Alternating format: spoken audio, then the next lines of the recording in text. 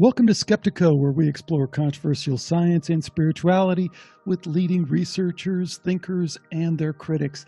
Now, most of us at this point accept that near-death experience science provides a unique way for serious researchers to look at some of these deep mysteries of the afterlife. But we also know that that road to discovery is filled with a lot of potholes. There's stuck in the mud academics who can't bear the thought of having been wrong for all those years. There are well-meaning Christians, New Agers, and spiritual seekers, and I'd have to throw myself in that category, who want to claim NDEs as their exclusive domain. The barriers to really understanding the deeper implications of NDE science are many, and that's what makes it so exciting when someone like today's guest, Dr. Gregory Shushan, comes along. He's got a new book, Near-Death Experience in Indigenous Religions, and it looks to me to be one of those books that really delves so deeply into one of the questions that has really been central to the ongoing discussion about NDE science. It's a question that's interested both skeptics, they've picked it up as their cause, and proponents, they've picked it up as their cause, and that is, what are we to make of NDE accounts across cultures? And a follow-on question to that is, how might those experiences have impacted those religious traditions that we see and the spiritual beliefs, which we're going to have to deconstruct a little bit. So the basic question usually kind of falls into, does the lack of consistency within the NDE accounts across cultures, do those mean that, as the skeptics would have us believe, and skeptics, I'm just using to fill in those people in one camp who then use that to bolster their claim that maybe this is more of a delusional kind of thing that people are creating in their head. Or another way of looking at it is, do the patterns, the deeper patterns within these accounts, suggest that maybe NDEs have an even more richer, deeper influence on these cultures, all the way to maybe even being the source of the religions we see? So this is an awesome interview we have coming up, a deep dive, anthropology, religious history, NDE science, world-class scholar, recognized expert in his field. It's really, really great to welcome you, Dr. Shushan, to Skeptico. Thanks so much for joining me.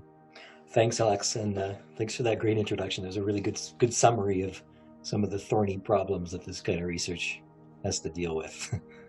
Well, it's just the beginning, and I guess that's what I appreciated about reading your book. I just mentioned offhand that I feel like I missed the point in a lot of ways when we talked a few years ago. And I don't want to beat myself up too bad, because I got one point, but I kind of missed the larger point of your approach, your methodology as an academic who is looking at this in a very serious way. And there's a lot of issues around that. So I'll tell you what, I've been playing this little game I call Skeptico Jeopardy as a way of just kind of moving the conversation along and giving you a chance to kind of guide the conversation.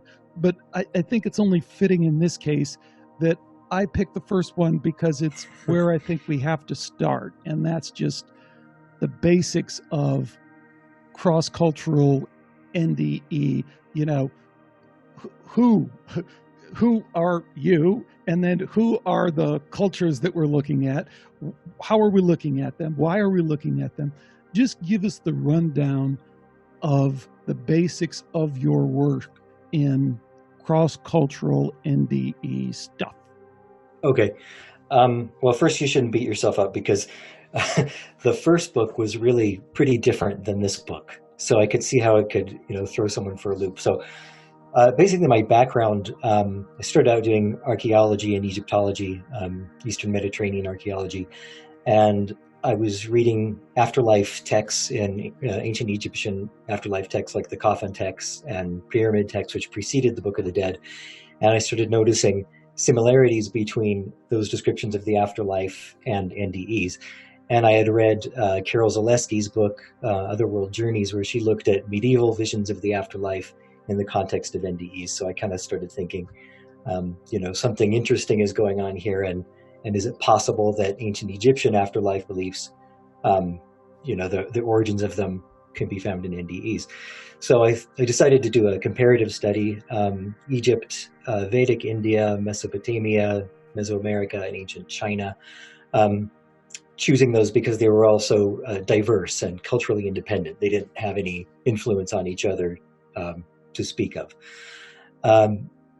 There were almost no actual accounts of NDEs from these cultures. There were a couple from China, one or two from Mesoamerica, a few references in Indian cultures, but for the most part, it was really comparing afterlife texts. So it was there was some speculation there. It was a little bit more speculative than the recent book, which we'll get to. But just for the background, that was essentially looking at similarities between afterlife beliefs across cultures and seeing how they corresponded to NDE phenomena, each element of the NDE. So, for example, we take the Tibetan Book of the Dead and say that's a text, let's study the text, rather than looking for accounts. However you would get those accounts, the starting point for you, which makes a lot of sense, was the text. Yeah. And now you've kind of shifted a little bit in this research. Yeah, because there almost are no texts from the ancient civilizations that I was looking at. So yeah, it's looking at description of the otherworld journey in a Sumerian myth compared to the same thing in a description of the afterlife in a Chinese text or whatever. So it was finding that in these civilizations there were this set of similar elements, not only across cultures but to NDEs. So my idea was that those similarities can best be accounted for by the idea that people are having NDEs in all these cultures and basing their afterlife beliefs on them. So moving forward to the recent stuff, by Indigenous religions, the title of the new book, Near-Death Experience in Indigenous Religions, that refers to, and a lot of people don't really know some of the terminology, but it's basically what used to be called, primitive or small-scale society religions, tribal sorts of religions in Africa, Native Americans, and Oceania, which is the Pacific region in general. So the difference there is that with a couple hundred years of missionary activity, or more than a couple hundred, going back to sort of 16th century missionary activity, explorer reports, anthropology, we have accounts of actual NDEs from these different societies. So in this case, I was able to look at not just the content of the NDEs, but how people interpreted them differently in each of these different kinds of regions.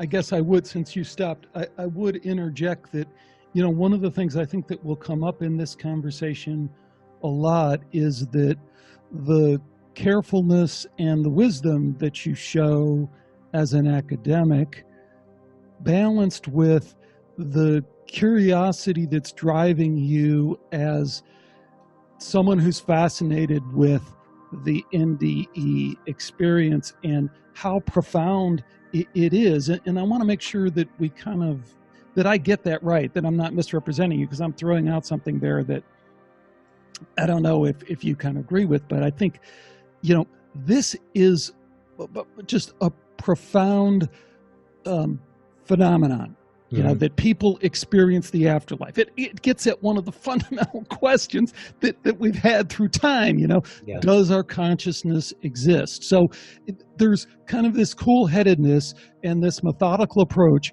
that comes through in your work that has to be there for you to answer some of these questions. But I think I want people to understand that I feel from reading the book and looking at your research, you are also just blown away at the implications at every turn of what this means if it falls one way. I feel like you're kind of going, hey, I'm open to whatever it goes, but if it falls this way, the way it seems to be emerging, this is huge. Do you have any thoughts on that? Yeah, I think that's definitely the case. I mean, it's such an interesting and amazing topic with such huge implications that it's one of the few things that I can see sustaining my interest over all these years. Because I started doing this stuff in I don't know, 15 years ago or something, maybe more now. Um, so part of what's been able to sustain the interest is looking at the different cultures um, in all different areas of the world.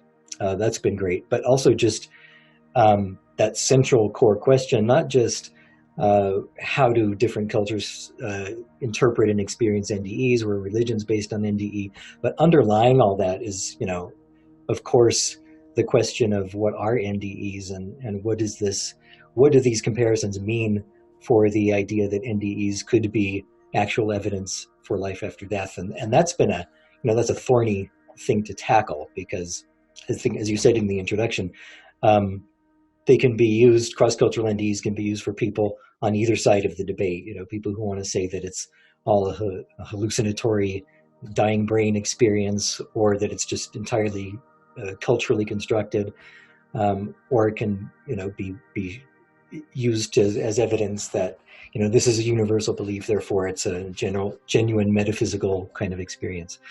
So I think even skeptics, even angry skeptics that we've all run across, because this is like, such a basic human question, survival after death, people have this vested interest in it. Often they either want to believe really deeply or they really want to disbelieve. And I actually am kind of in the middle still. I mean, that might sound disingenuous because I put so much time and effort and energy and thought into this stuff, but I do have one foot in either camp, and I'm not totally convinced of the things I wrote in the book, but as far as like the NDE science or whatever, I still kind of keep a little bit of objectivity, and I think keeping a little bit of skepticism actually helps my research, because often I think when scholars do put their foot in one camp or another, then their research becomes a little bit less objective.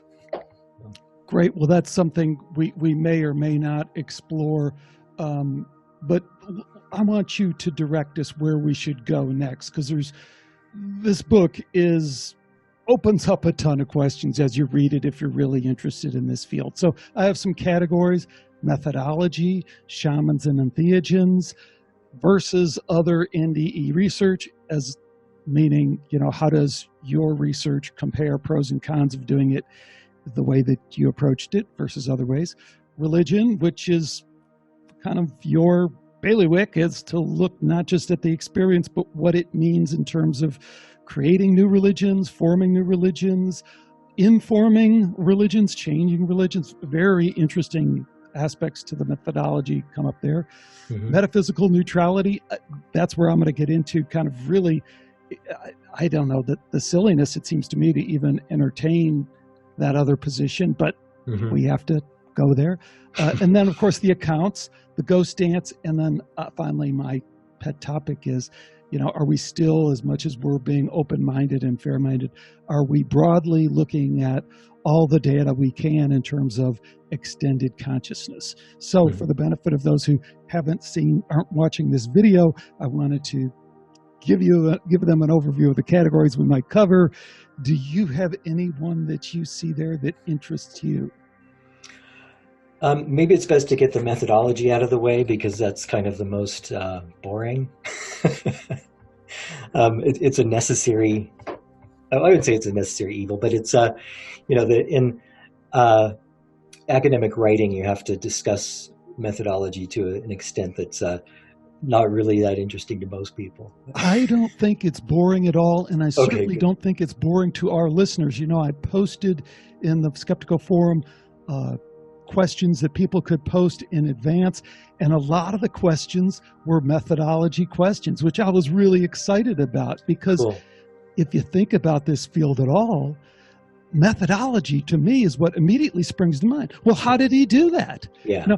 You just said he took the accounts of missionaries and explorers. Well, we can discount those right off the bat, right? They're mm-hmm. secondhand accounts. And then we have this indigenous things. So the way that you do that, and a lot of it is good kind of blocking and tackling anthropology that is really fascinating. The other aspect that I hope you touch on here is you lean on a lot of prior research, and you're really generous in acknowledging the work that other people have done, but you also point out where you think some of that research might have taken us in the wrong direction and how we might look at it anew with a different kind of perspective. So please lay into it. A lot to talk about its methodology. Okay.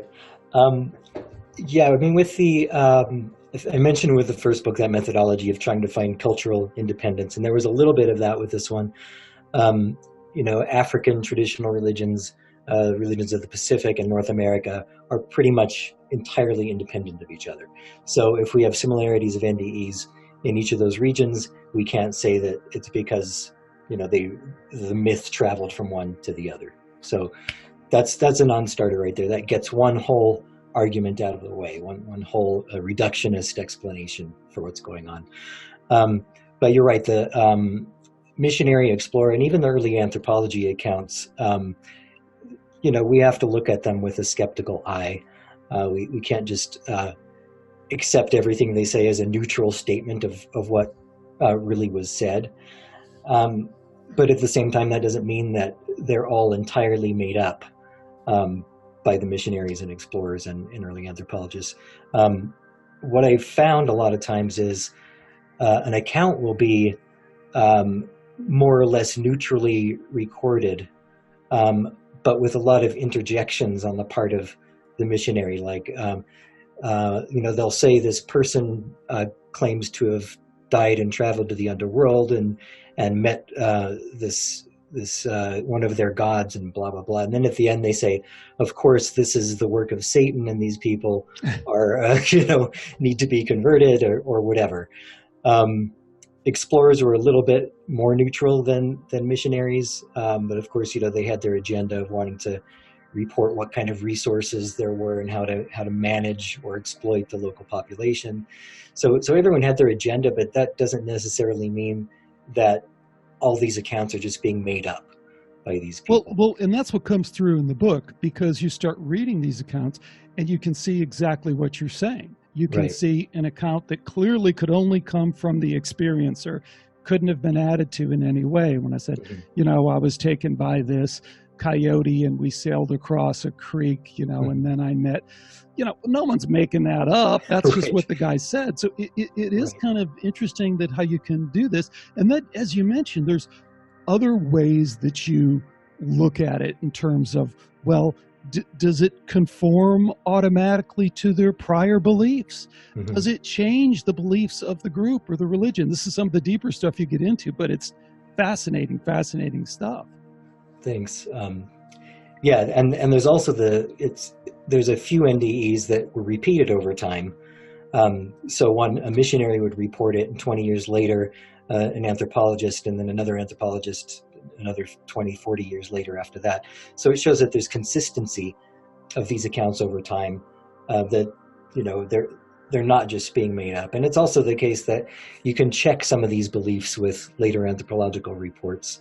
And it's also important to remember that a lot of these traditions go back, hundreds and hundreds of years. It's not like suddenly the missionary or the anthropologist appeared and they're getting these stories that they're, randomly reporting to the West. They were already there, so for a long time. And also a lot of the accounts were supposed to have preceded the arrival of these foreigners and go back, dozens or hundreds of years. And these NDEs have become integrated into local mythology. So that's another, methodological, conceptual difference with the first book is, with these accounts in the indigenous religions, we have actual, verbatim, in some cases, examples of people describing NDEs that they had or that somebody in their culture had, and saying outright, and this is how we know about the afterlife.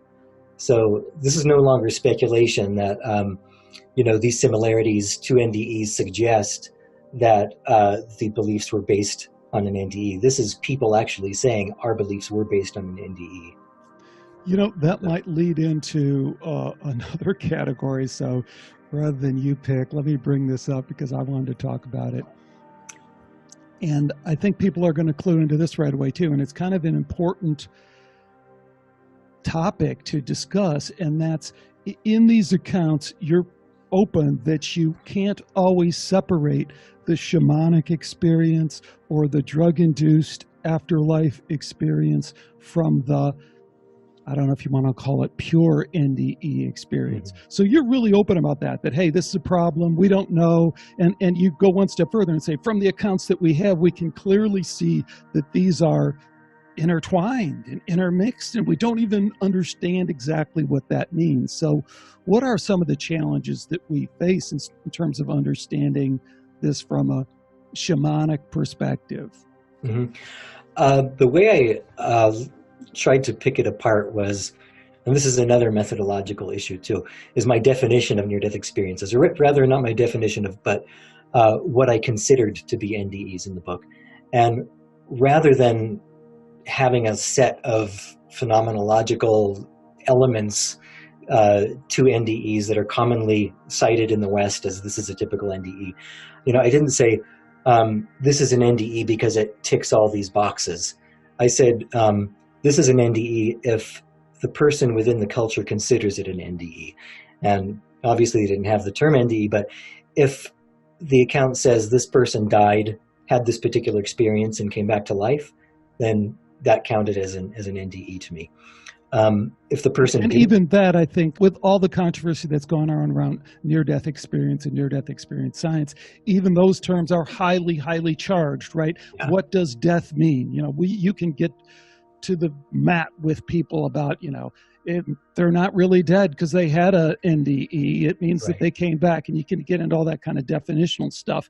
But that's even more the case here, because here now you're getting into shamanic-induced NDEs where we really can't even imagine that they really ever were clinically dead in a lot of these cases, but have just had some kind of extended consciousness experience.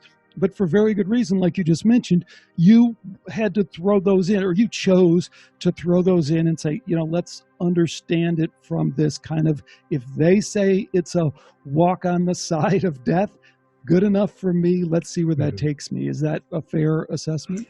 Yeah, I mean, they don't necessarily have to have said died and came back to life, but the person was in a physically compromised situation, technically near death rather than, a claim of actual death, grave illness or some kind of serious accident or near drowning, those kind of things I counted. If they didn't have any context at all like that, I considered it a vision, a self-induced shamanic vision. But what you're talking about, where the gray area lies, is when there are shamanic practices that compromise the physical body and lead to an NDE. So there's some where they, literally would club themselves to death in order to bring about an NDE. Beyond even clubbing themselves, maybe I'm wrong, so correct me here, but I read that, there's people that, and again, it plays right into, I think, one of the conclusions, if I can say that, of your book, is that the near-death experiences that are really profound and significant in terms of a culture would a lot of times make the shaman then want to experience it and try anything they could to go on that death journey. So clubbing absolutely is one aspect of it, but however I can get there, whether it's not sleeping, drumming, and theogens, there's a journey there. You took it, I want to take it. Yeah. Clubbing is an extreme example. There's also one where they claim to have lit themselves on fire, and some of these I think have to be taken in the kind of context of these things are all mythologized oftentimes. So I don't think people probably really did light themselves on fire to have an NDE. But yeah, the more usual ways are drumming and dancing and singing to the point of exhaustion and collapse.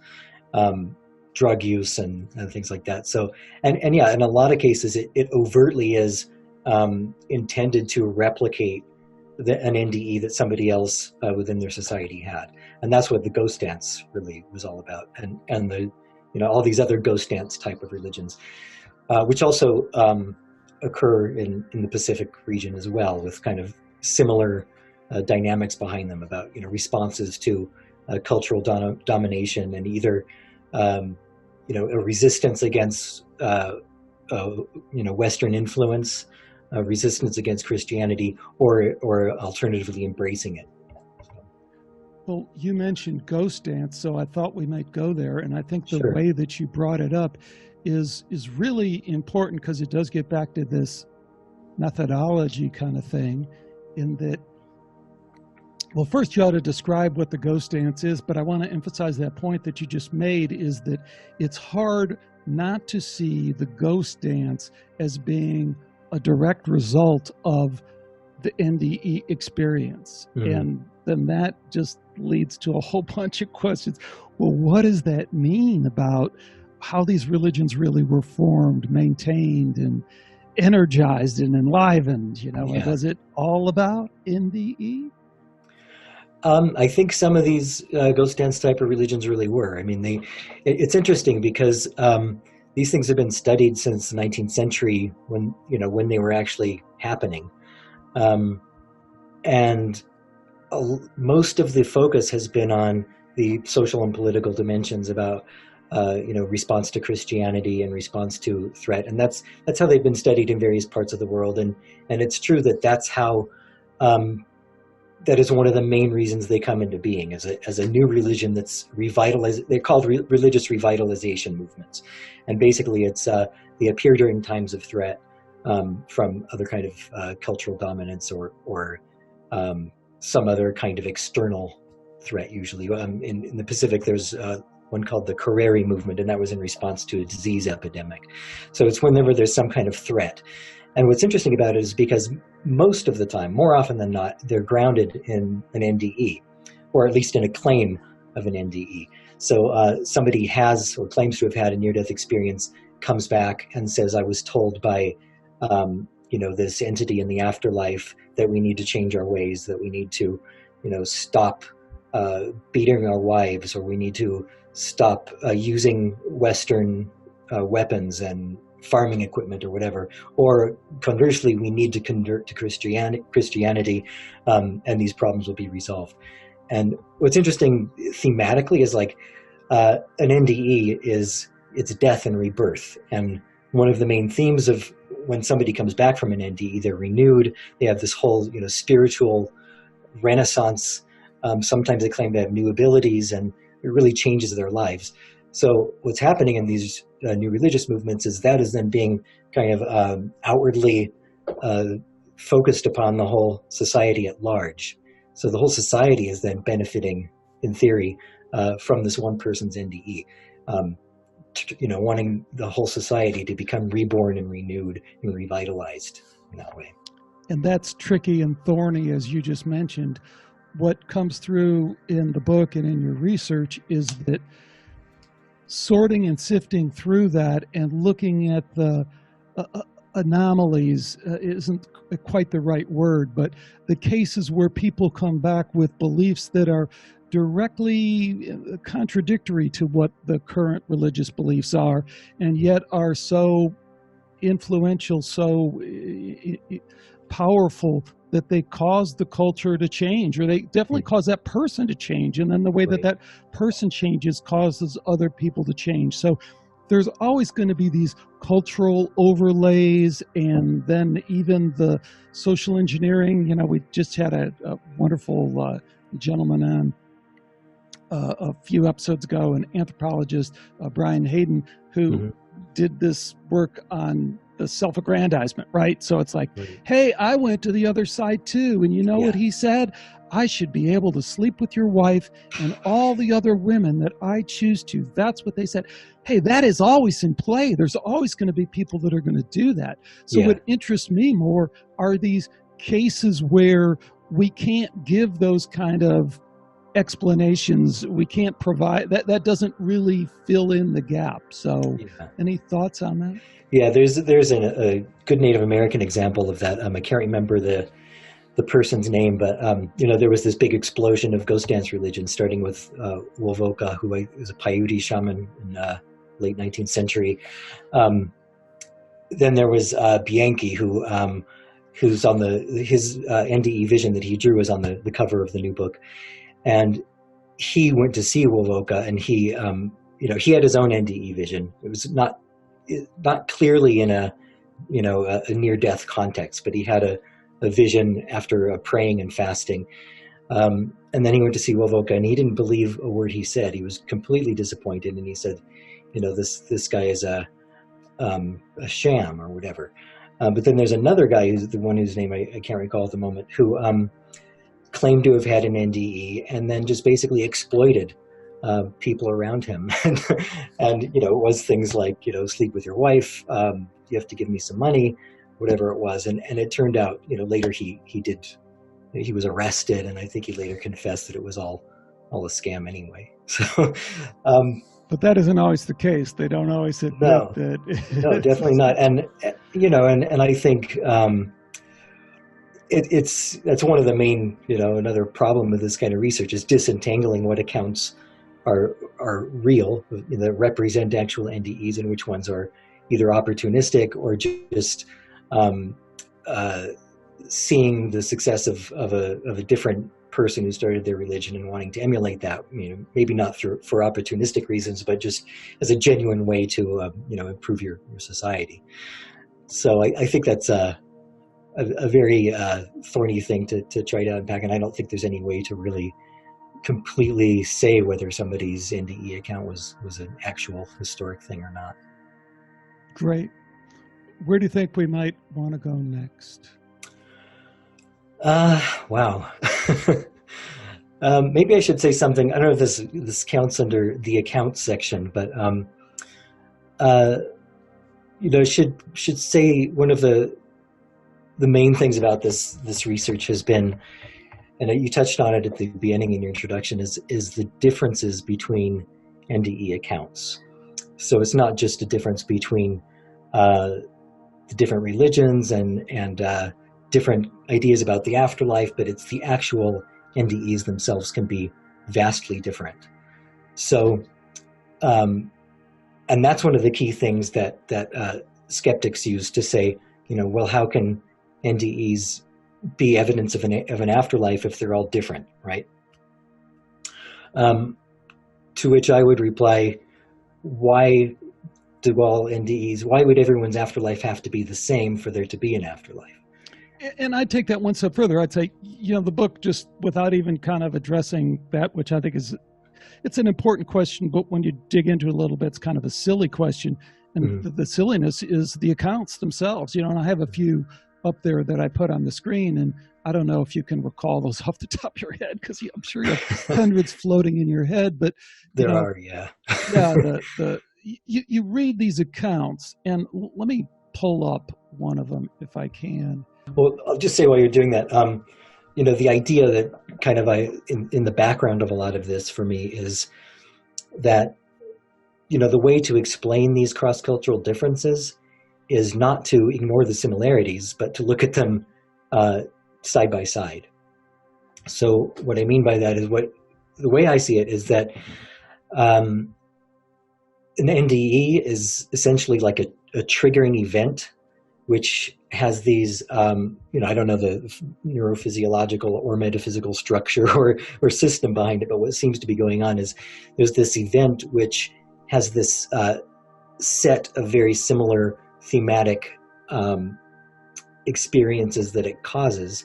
And because each of us, as a particular individual in a particular culture, we experience those events in ways that are relevant and specific to our culture.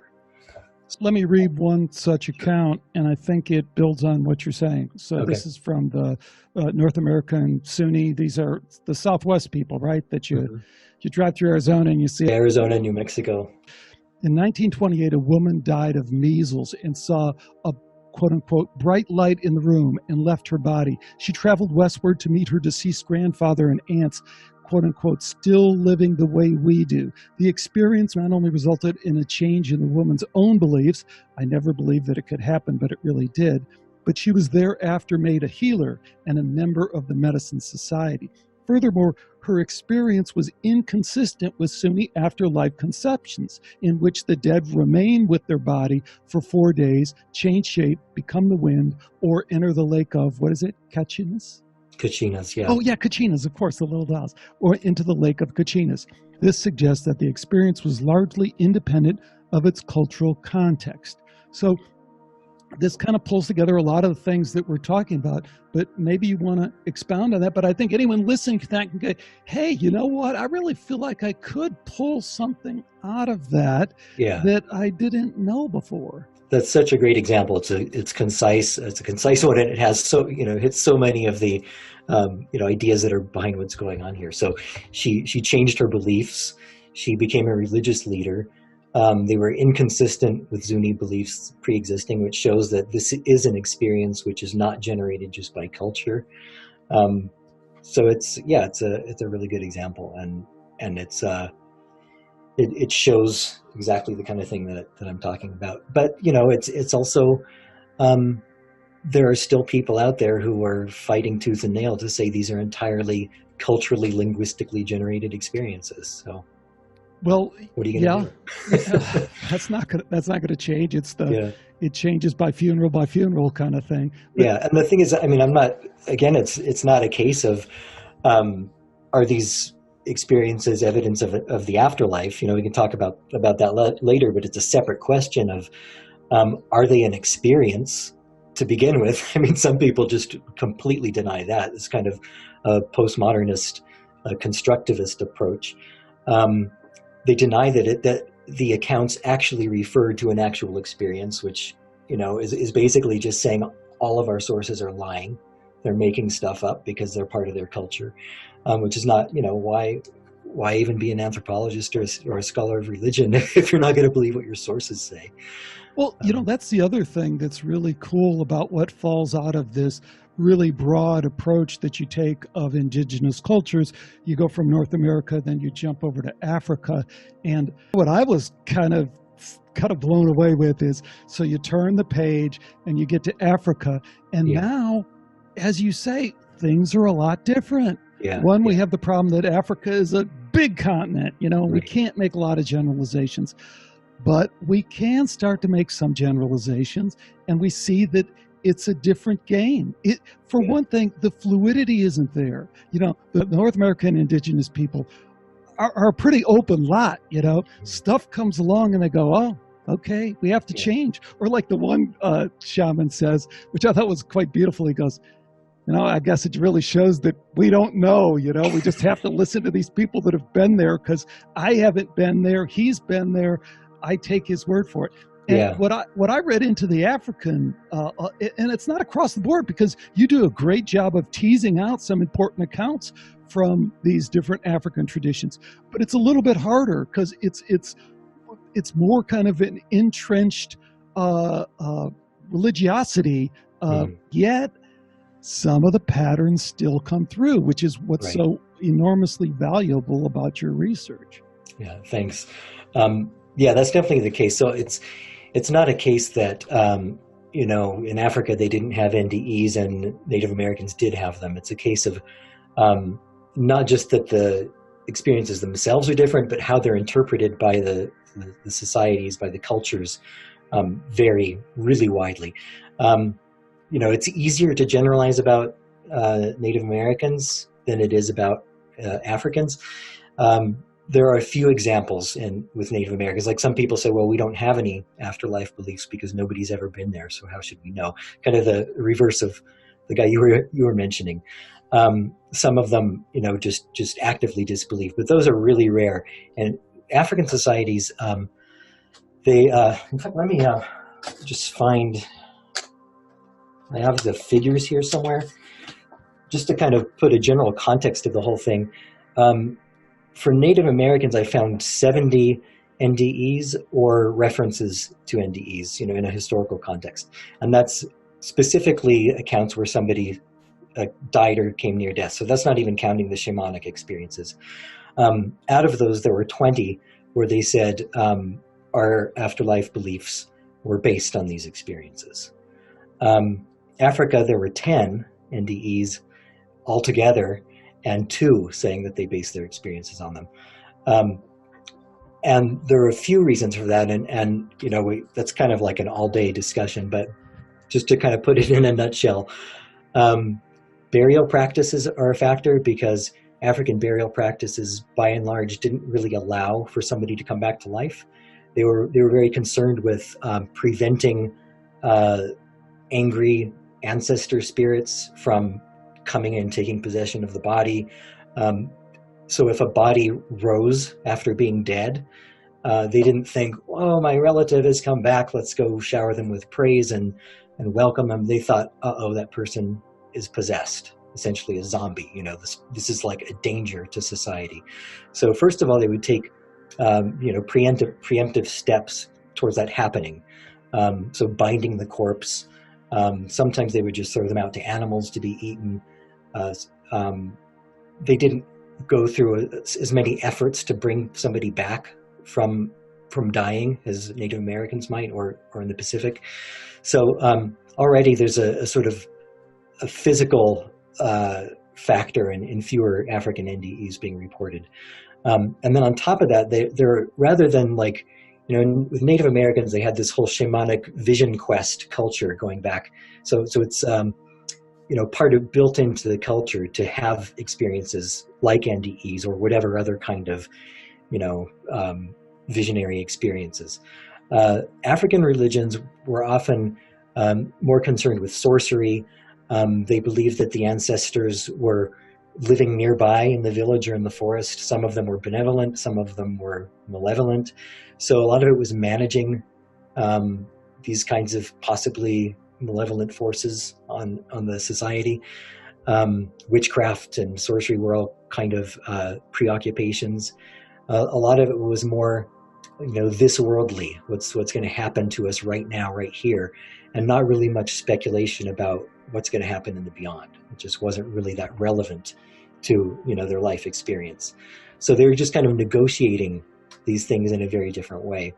See, that's so awesome and fascinating, and I guess I want people to appreciate how our entire perspective changes when you look at it through the lens that you've looked at it through. So you're standing on the shoulders of a lot of awesome people who've done awesome work, but you can see how they would totally, I have to say, misinterpret all that if they weren't considering the reality, or if you want to say potential reality, of a real afterlife that came with it a certain set of experiences that are real.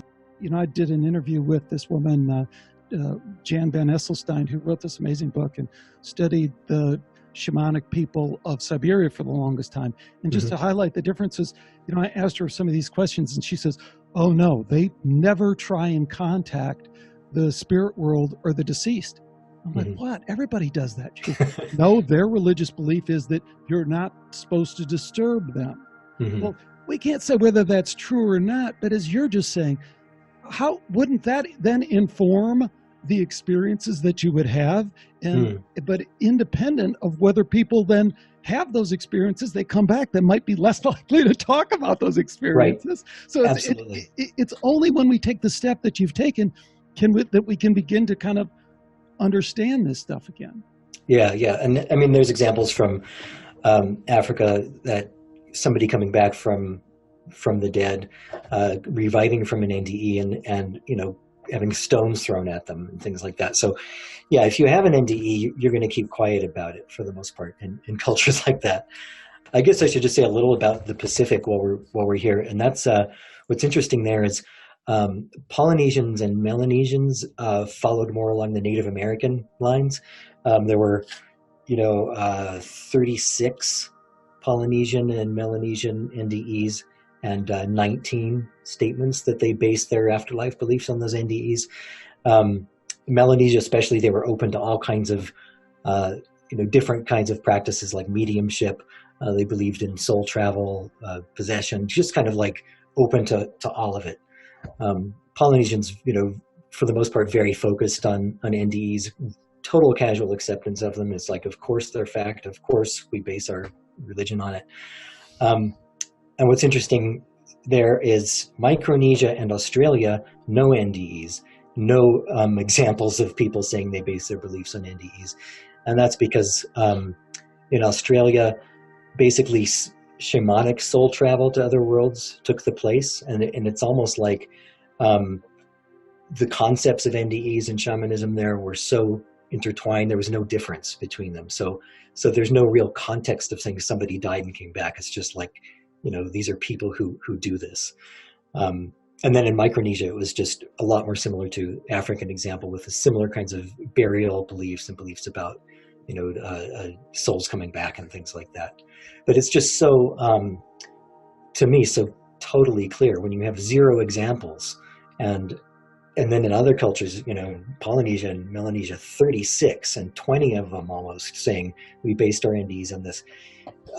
That's, to me, it's scientific proof. You don't have to go beyond a speculation of are people basing their beliefs on these experiences. Okay, where might we want to go next? You choose this time. Okay, I was hoping you might say that.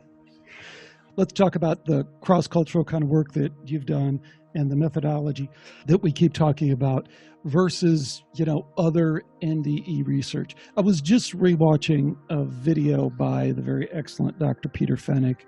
Mm-hmm. He's done a TED Talk. So he's right. Talking to a very general kind of sciencey audience, but he's talking about the importance of the cardiac arrest research. And I think a lot of people, when they first get into near-death experience research, they don't necessarily pick up on that, mm-hmm. that, hey, people are having all sorts of NDEs under all sorts of different circumstances, right? Mm-hmm. Jumping off the Golden Gate Bridge, drowning in a pool, just being really afraid or not being afraid and just having it. So the mm-hmm. same kind of mix that you're talking about, there's contemporary accounts of the same thing.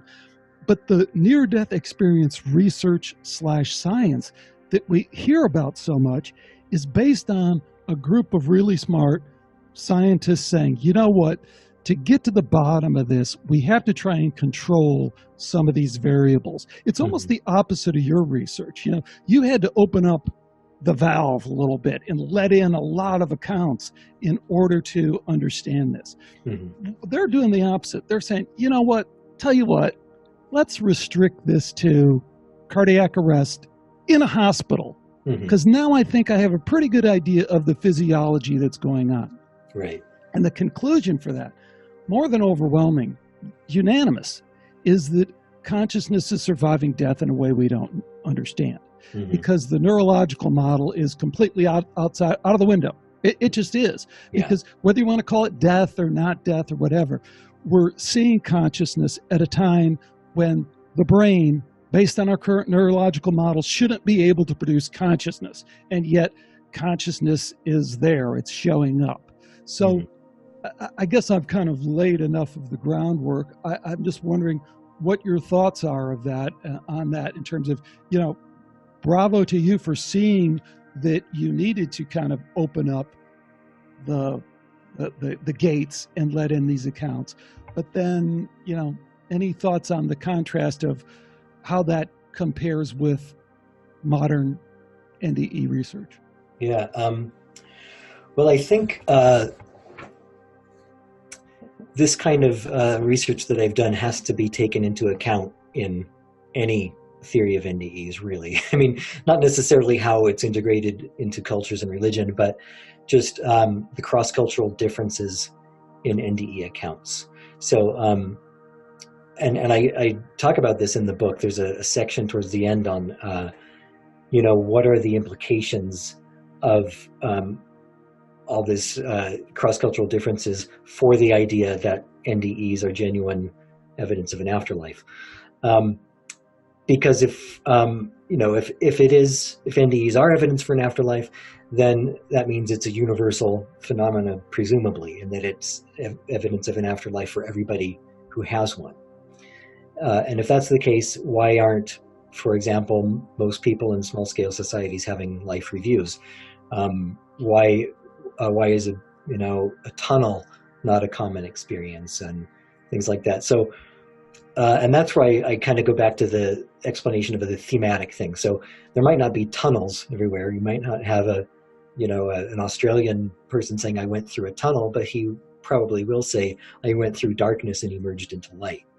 You might not have a panoramic life review, described in a kind of contemporary Western sense, in a small scale society somewhere, but they will say there was a deity there, and he had all of the history of my life written in a book. It's thematically the same thing. Or even if it's not that thematically close, there's always some evaluation of the person's life, almost always. What kind of person were you? Do you have to go back? And if you have to go back, why?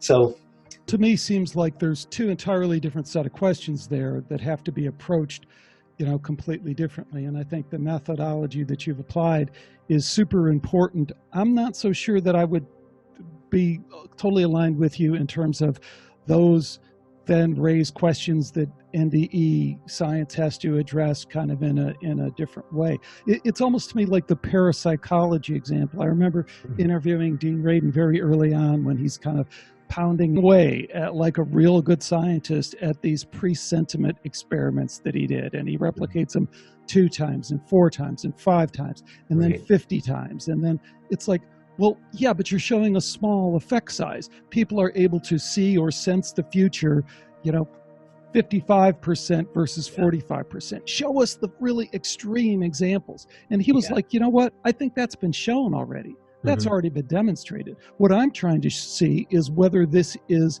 something that is an innate property of human nature, if it appears across the board.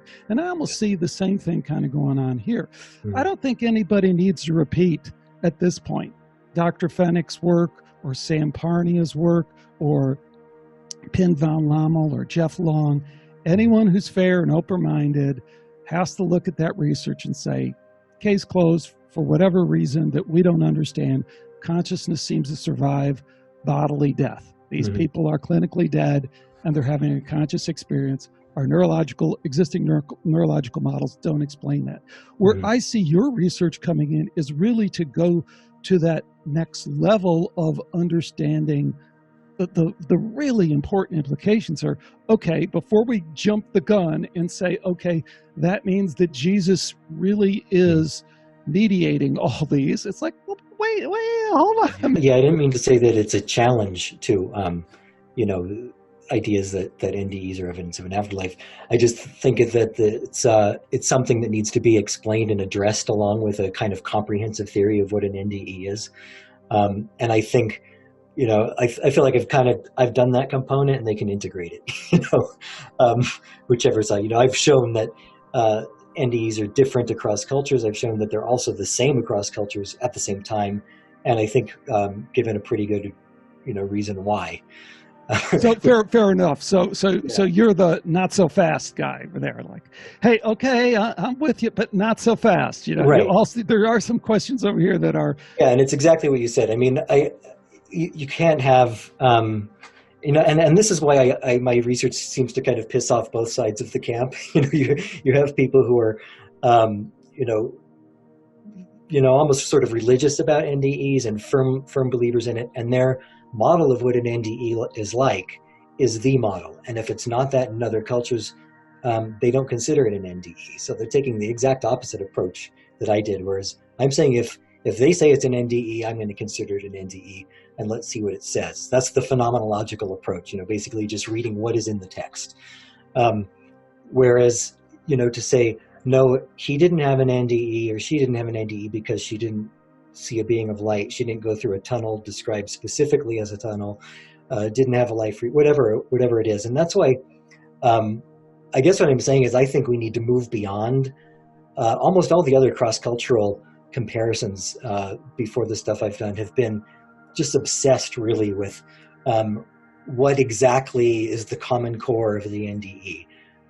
And if there's no life review, then it's not, that whole kind of argument, where I just think like we need to look at, the Grayson scale or whatever as this is a list of possible elements that can be included in an NDE.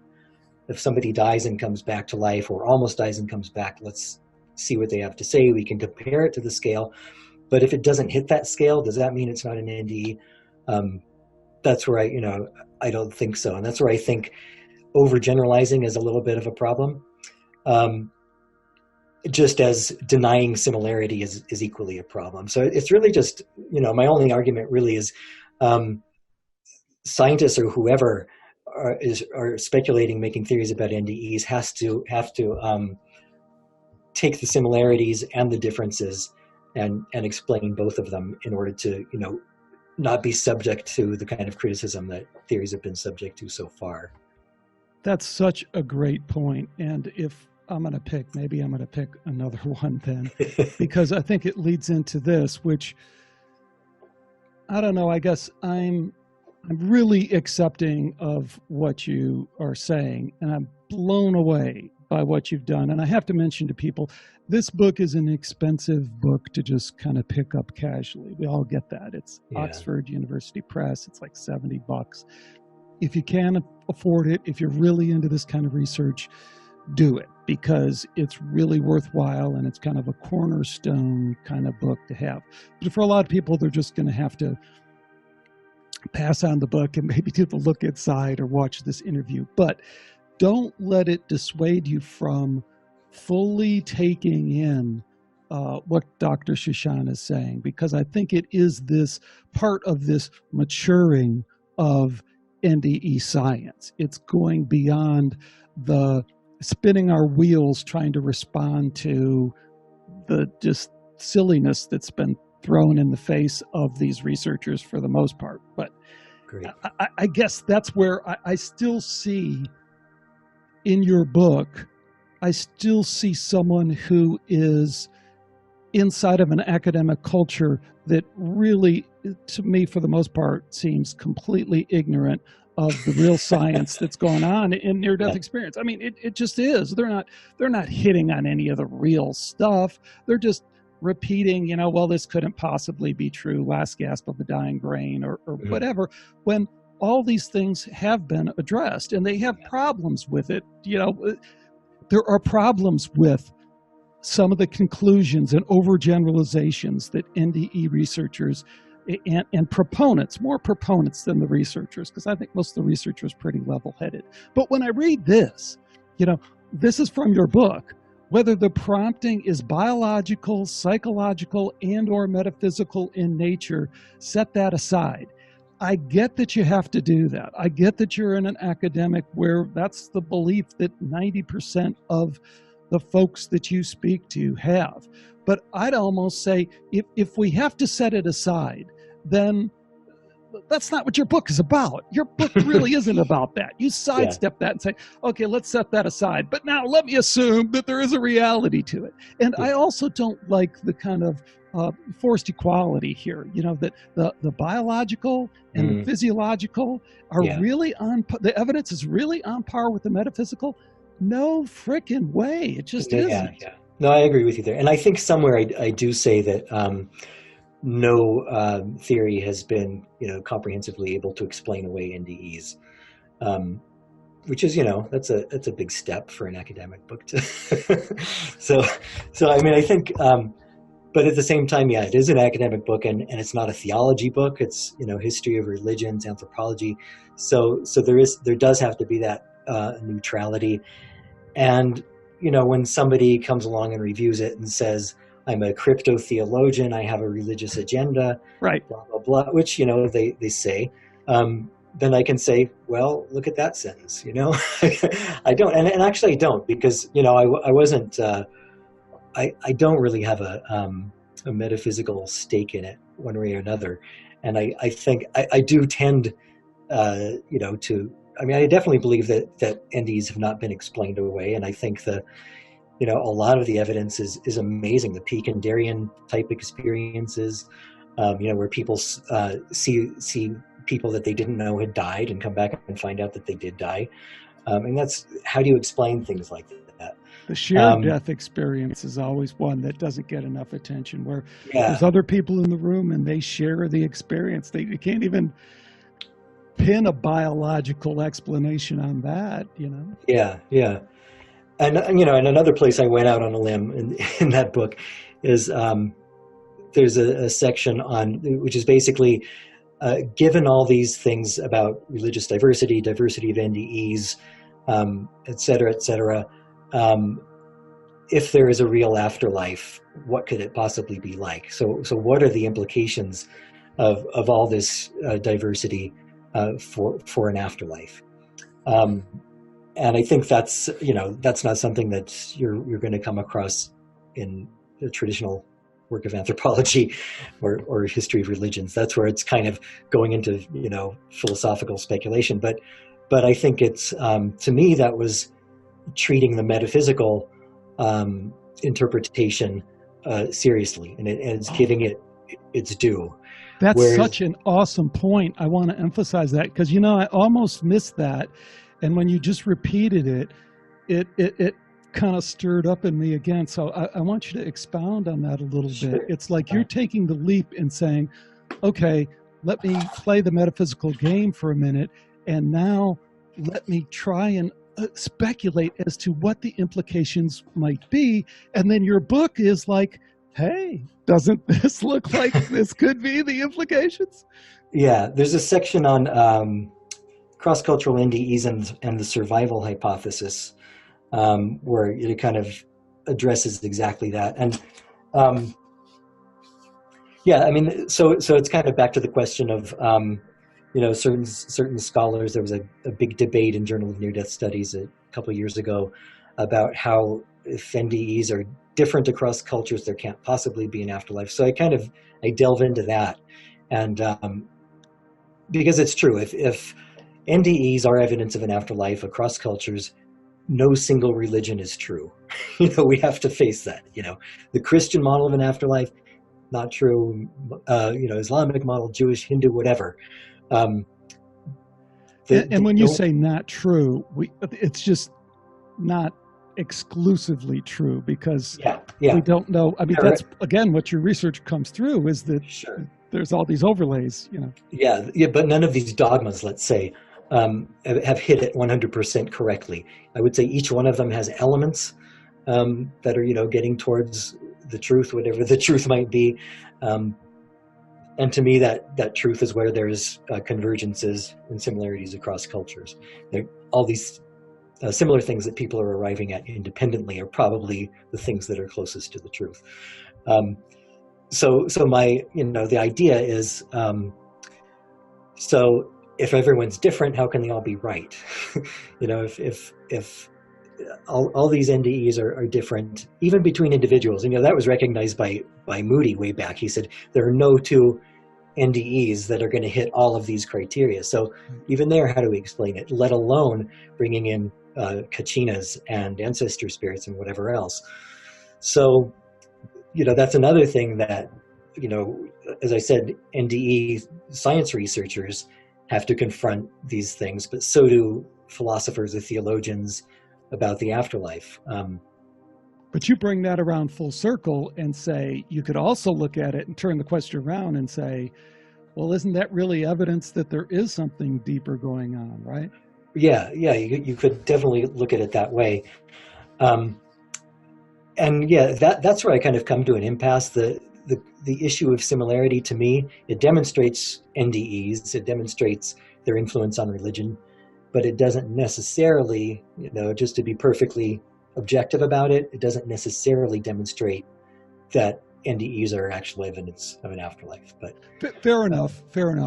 I guess what struck me, because I am at this point pretty solidly convinced just by the evidence that, because I've talked to all those people multiple times and I just can't shoot holes in their ideas. No, I understand.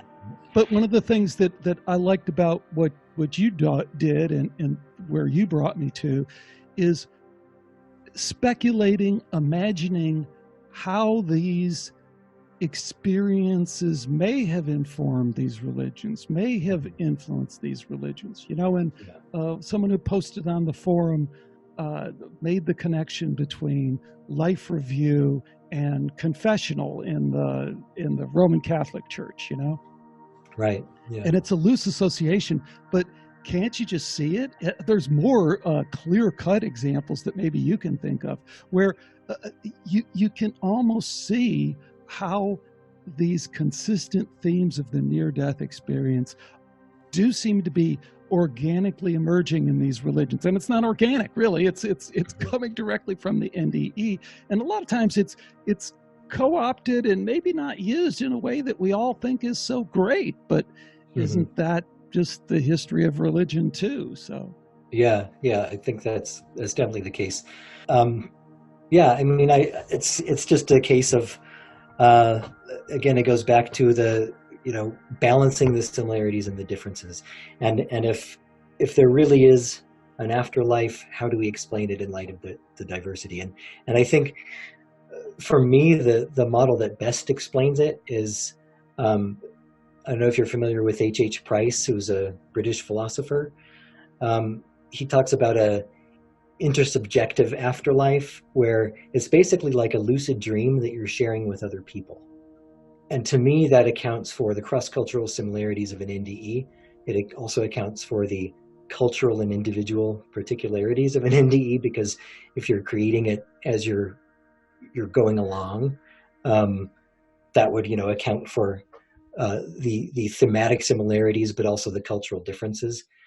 I think it really addresses a lot, and it doesn't mean that NDEs are just a dream, or that the afterlife is just a dream. It's another state of reality where you have this different level of creation and control involved in it. Well, you know what so many of the great spiritual masters have been telling us throughout time, and it's also a very popular topic among people who are interested in studying the paranormal in present time, is that a better way of looking at it is that our time-space continuum that we experience is a small part of consciousness that we are embedded in, and that would explain it. Yeah, it's a dream. This is the frickin' dream. This is, and that's what the spiritual masters have told us all along. So we put it in this nice little box of time-space reality, but when we step outside of that, either through entheogens or any number of other experiences that get us outside of that, it all looks different. We get these downloads of information that tell us, oh, okay, I get it now. And then we have to come back and live our little humble little lives here. And I guess there's really only one topic left. I appreciate how open you are and generous you are to playing our little game here, but it's been absolutely delightful. But here's a tough one. So I just remembered I didn't quite answer your previous question about Christianity and confessional stuff. I was just going to add that when we have the kind, and this is what kind of wider implications of this book, is when we have all these examples of people in different societies saying our religions are based on NDEs, or our afterlife beliefs are based on NDEs, there's no reason to think that Christianity would be any different, or any other religion would be any different. So, and I think it probably is the case, because there are plenty of NDEs in Christian traditions, and going back to medieval times, and some people think St. Paul's vision was an NDE, so it definitely has some similarities to it. There's Greek NDE. That's a great point. I'm glad you brought that up, because we kind of just jumped right in the middle of it, assuming that people understand that this is like the next chapter in this book. It's not assuming that we have to go look at indigenous people because they are the only ones whose little puny religions have been manipulated by these NDEs. It's like, no, it's the opposite. It's like, because you can get that, like you said at the beginning, because you can get that cross-cultural wide, the myth can't travel during these periods kind of thing. So and Pure Land Buddhism, for example, is very clearly NDEs are very central to that religion. So there are examples that are not just small scale societies. So sorry, go ahead. No, very good. As with all your other ones, great point. So here's my last topic, and this is going to be way outside of your swing zone, but hey, that's part of the fun of kind of pushing to other things. I've been doing a lot of research and investigation lately, and it's got to be research, because the claim that human beings are contacting non-human intelligence is reaching the point of something that we can actually talk about without being kind of laughed out of the room. I reference Ray Hernandez, who's, along with Harvard social scientist Rudy Shields, has published the first academic survey of non-human intelligence contact with people. It parallels some of the work of Dr. Jeff Long, radiation oncologist, who's done the similar largest database for NDE research. And then with the disclosure, a lot of people, I always have to say this because people forget, we have the New York Times coming out and saying, okay, UFOs are real. Here's the video released by the Department of Defense. For whatever reason, we're in this mode where we can now put this stuff on the table.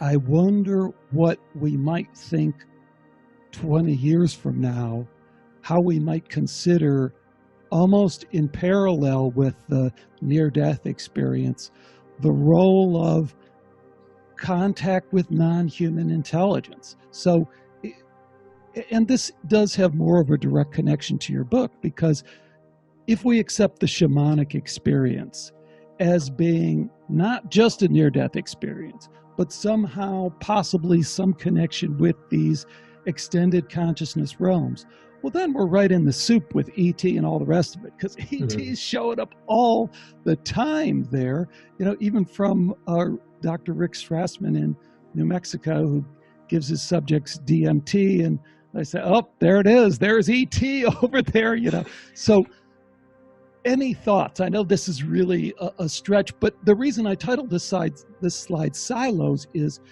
in the same way that your work moves us forward by kind of breaking down some of these barriers and talking about the stuff that really we have to address.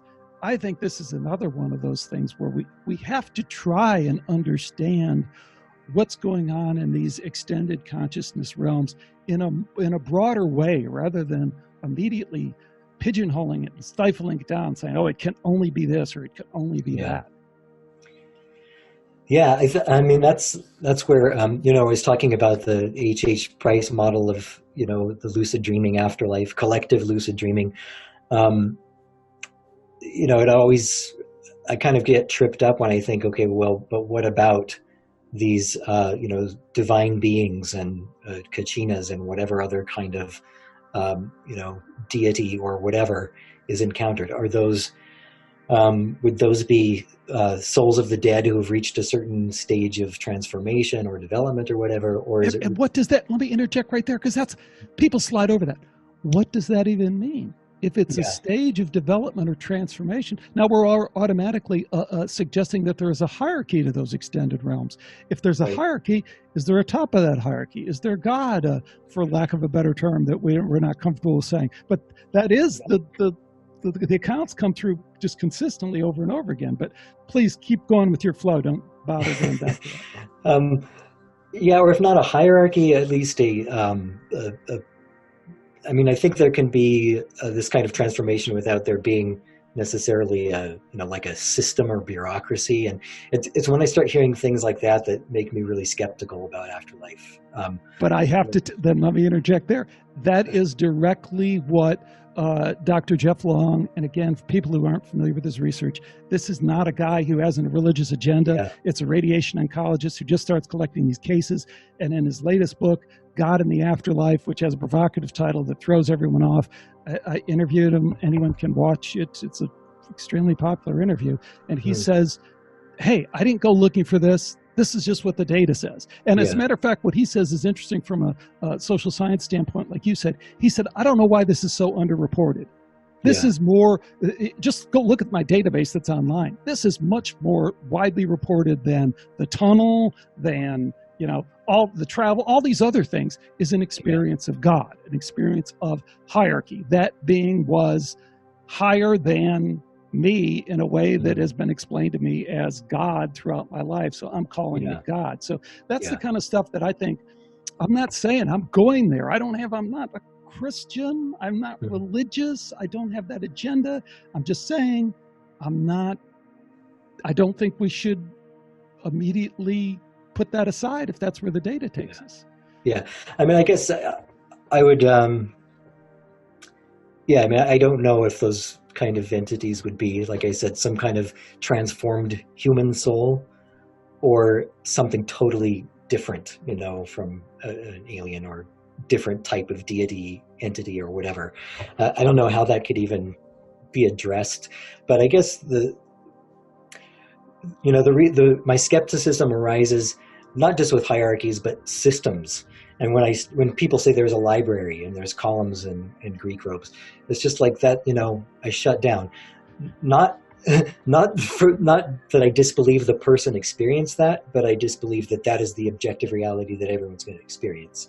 So, some peasant farmer in Siberia is not going to probably experience something like that. Whatever.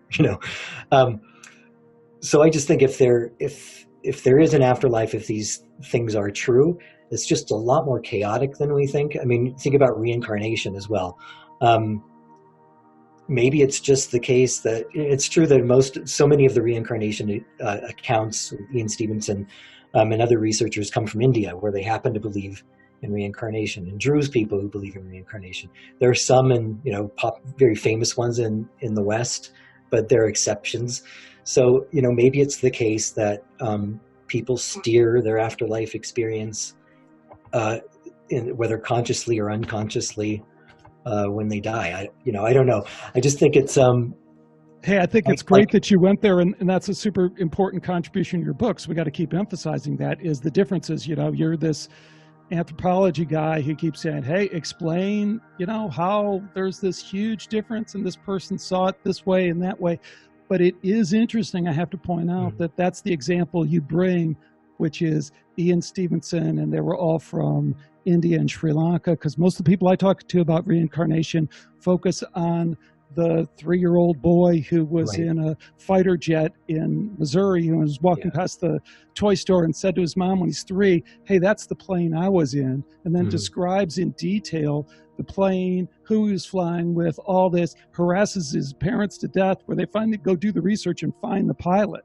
Yeah. Or the other guy that, University of Virginia, where they've studied this more than anyone, and Jim Tucker, who has, you're familiar with all this stuff, but I injected in just to get into the show. The kid from Hollywood, similar, very young boy who sees a picture of this 1950s movie and said, hey, I know that guy. And then they go through this extensive research and they have 54 points of contact where this guy has memories of this past life. So again, you're going to explain it away as this, I love what you said about it's all in the Akashic records and anyone could go to. Okay, but that's not what the experiencer says. The experiencer says, I lived in that body. And as a matter of fact, Ian Stevenson, here's the scar on my back where I got shot. So, hey, I'm open to the shared dream kind of thing, but it is fun to talk about this with someone like yourself who's really done the work, so we can kind of get to that next level, because that's what this work is really all about, is getting us into a dialogue about the deeper questions. Yeah. And I think I would, the ultimate, summary I would have about as far as afterlife goes, nature is pretty chaotic. Life is chaotic. Life is really diverse. Human populations are incredibly diverse. It's a chaotic, crazy universe that we live in, and there are some rules and there is a lot of random chaos. So I just think that if there is an afterlife, it's part of nature. I don't believe in that it would be supernatural, because if it exists, it's going to be part of nature, right? It's part of the human experience. So if that's the case, then there's no reason why we should suddenly experience order and similarity and structure, when all these things are basically inventions of humans anyway. Awesome. Awesome stuff. So, Dr. Shushan, how can people follow your work? I mentioned this is an awesome book. If you can fork over the $70 or whatever to Oxford Press, you'll enjoy it. You'll get a lot out of it. If you can't and people want to follow what's going on, you have some great presentations out there on YouTube. I've seen a couple and other places. How do people stay connected with this important work that you're doing? And I guess I should preface that with asking, are you going to continue, or have you kind of had it with this? I thought I had, but no, I'm going to put together an anthology of historical and cross-cultural NDEs so people can read, the full accounts for themselves, because These things are just scattered all over the place. Like I said, in this book alone, hundreds and hundreds of sources that I look through, anthropological reports, missionary reports, really obscure stuff hunted down.